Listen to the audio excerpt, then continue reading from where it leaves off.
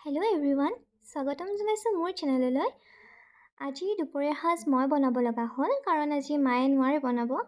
সেইটো কাৰণে ভাবিলোঁ কিবা এটা চিম্পুলকৈ বনাই থৈ দিওঁ, আৰু গৰমো বহুত পৰিছে, পাকঘৰত থকাও নাযায় গৰমৰ কাৰণে। সেয়ে মই ভাবিলোঁ আজি ক'লা কচুৰ ঠাৰিকে বনাই দিওঁ। তাত দুটামান কেঁচা বুটো দি দিছোঁ আৰু এইফালে বহাই দিছোঁ দালি অকণমান। আৰু পাকঘৰত এই গৰমত ভাত বনাই থকাটো ধেমালি কথা নে। কিন্তু মা নোৱাৰে কাৰণে আজি ময়ে বনাব লগা হ'ল।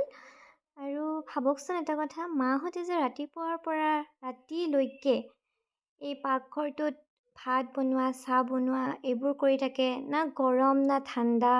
ভাবিলে কেতিয়াবা আচৰিত লাগে ন। বাৰু যি কি নহওক, আজি হৈছে 6 তাৰিখ আৰু আজিৰ পৰা আমাৰ আৰম্ভ হ'বলগীয়া এক্সামটো পষ্টপন কৰিলে, কাৰণ আপোনালোকৰ হয়তো বহুতেই গম পাইছেই যে আৰু নিউজবিলাকতো দিয়ে আছে ন, চাৰিওফালে পানী হৈছে। আৰু আমাৰ কলেজত এনেকুৱা বহু ষ্টুডেণ্ট আছে যিয়ে নদী পাৰ হৈ আমাৰ কলেজত আহিবলগীয়া হয়।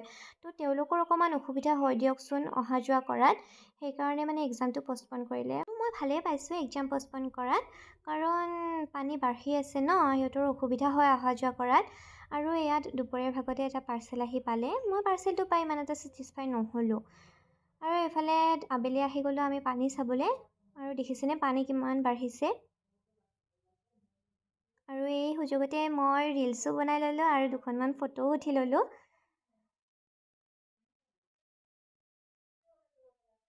আৰু পানী যিহেতুকে বাঢ়ি আছে, সকলোৱে সুৰক্ষিত হৈ থাকক। লগতে আপোনালোকৰ পোহনীয়া জীৱ জন্তু আদি সকলোবোৰ সুৰক্ষিতভাৱে ৰাখক। আৰু এইপিনে দেখিছেনে আমাৰ টিকিলিজনী, মানে মোৰ মামাৰ ছোৱালী, আজি 5 মাহ তাইৰ কমপ্লিট হ'ল। আৰু দেখিছেনে হাঁহি তাইৰ, বহুদিন হ'ল তাইক লগো পোৱা নাই, কলাটো ল'ব পৰা নাই। আৰু মোবাইলত চাওঁতে চাওঁতে তাইৰ 5 মাহ কমপ্লিট হৈ গ'ল, ডাঙৰেই হ'ল টিকিলিজনী। আৰু এইফালে হ'ল সন্ধিয়া, আৰু সন্ধিয়াৰ চাকি-কচিও আজি ময়ে জ্বলাব লগা হ'ল, কাৰণ মা নোৱাৰে আজি, সেয়ে ময়ে জ্বলাবলগীয়া হ'ল। আৰু আজিৰ ভিডিঅ'টো ইমানেই আছিলে। নেক্সট ভিডিঅ'ত আকৌ লগ পাম দেই।